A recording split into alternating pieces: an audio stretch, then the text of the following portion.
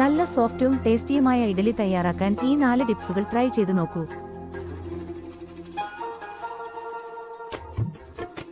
Tip number 1. മാവ് തയ്യാറാക്കാൻ ഉപയോഗിക്കുന്ന ഉഴുന്ന് നന്നായി കഴുകിയതിനു ശേഷം ആവശ്യമായ വെള്ളം ഒഴിച്ച് കുറഞ്ഞത് 6 മണിക്കൂറെങ്കിലും ഫ്രിഡ്ജിൽ സൂക്ഷിക്കണം.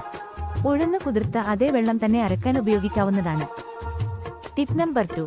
നന്നായി അരച്ചെടുത്ത ഉഴുന്ന് ഒരു വിസ്ക് അല്ലെങ്കിൽ തടിത്തവി ഉപയോഗിച്ച് നന്നായി അടിച്ചു പതപ്പിച്ചെടുക്കണം.